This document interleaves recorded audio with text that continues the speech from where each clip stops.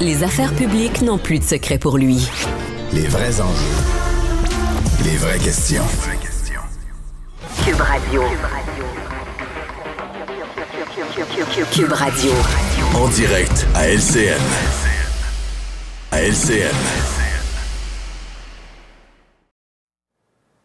Alors, Alain nous en parlait un petit peu plus tôt. Le Conseil national du PQ a résonné fort et le discours de clôture du chef a provoqué bien des discussions. Paul Saint-Pierre Plamondon qui a la certitude de pouvoir tenir un troisième référendum qui sera probablement celui de la dernière chance. Nos analystes ont suivi tout ça avec grande attention. Emmanuel, Mario, Paul, bonsoir. Bonsoir, Sophie. Bonsoir. Bonsoir. Alors, le Canada, Justin Trudeau cherche à effacer le Québec, dit le chef péquiste. Les mots sont lourds de sens. Un extrait.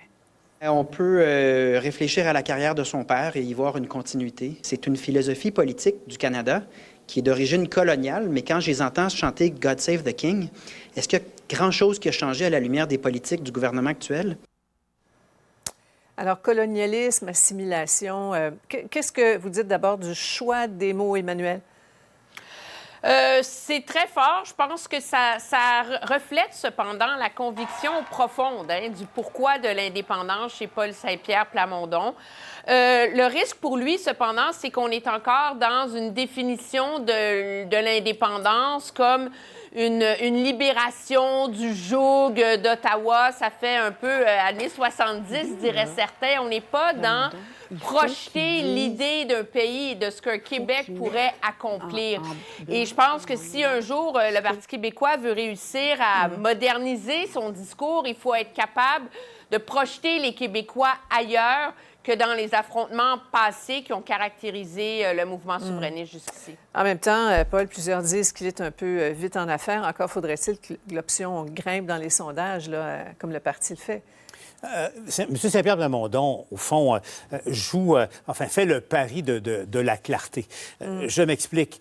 C'est clair que là, ce qu'il dit aux électeurs, aux électrices, bien sûr, il s'adressait aux militants péquistes, là, mais ce qu'il dit à l'ensemble des électeurs, si rien ne change, c'est que dans 2 ans et demi, la question de l'urne, si lui continue à dominer dans les sondages, sera, voulez-vous, oui ou non, êtes-vous, oui ou non, en faveur d'un référendum? Et si vous ne voulez pas de référendum, ne votez pas pour moi. C'est un peu ça ce qui est sous-entendu dans son message. C'est un couteau à double tranchant en politique. Tu sais, la politique, c'est l'art d'additionner, non pas de soustraire. L'autre paradoxe également pour M. Saint-Pierre Plamondon. Imaginons un instant qu'il prend le pouvoir, mais que la souveraineté reste où elle est en ce moment dans les intentions à peu près 35-36 %. Donc, un référendum qui serait perdant.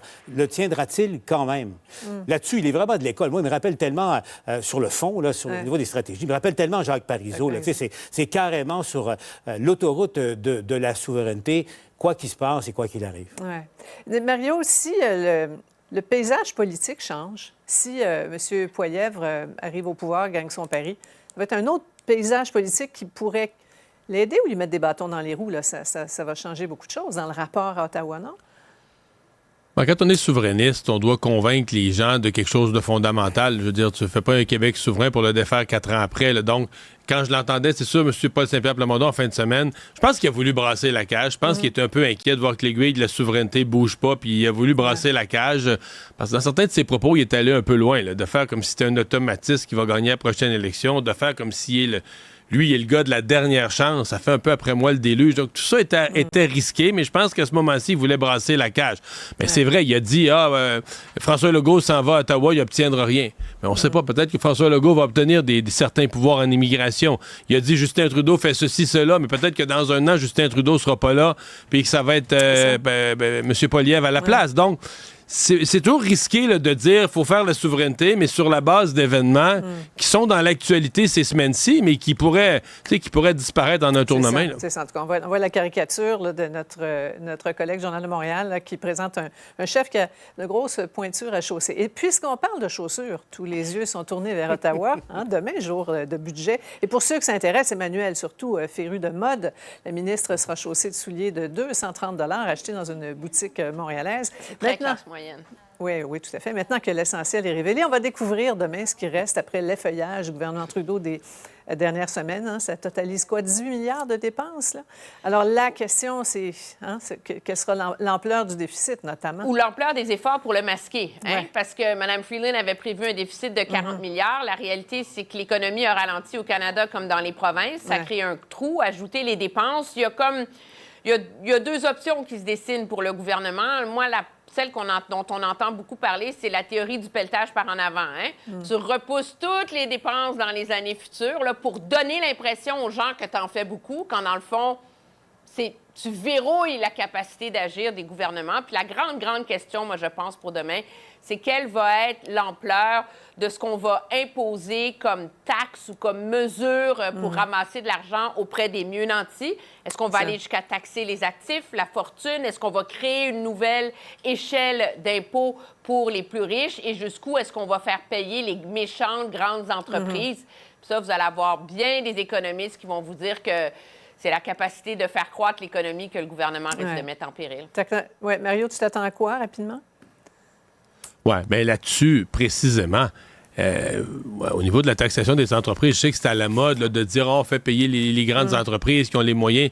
Présentement, là, le drame du Canada, c'est que les entreprises n'investissent plus, la productivité est à zéro, puis notre niveau de vie là, est en déclin à cause de ça. Aux États-Unis, l'économie marche, mais plus au Canada. Au Canada, l'économie est au neutre, nos entreprises sont au neutre. Là. Ouais. Alors, émission spéciale demain, hein, Paul, à compter de 15h55. C'est une édition spéciale de La Joute. On va vous décortiquer ça en direct. Emmanuel sera là, notamment. On a hâte. Alors, vivre avec, à Montréal, sans voiture, élever 2 enfants, est-ce que c'est possible pour une famille avec de jeunes enfants? Valérie Plante pense que oui.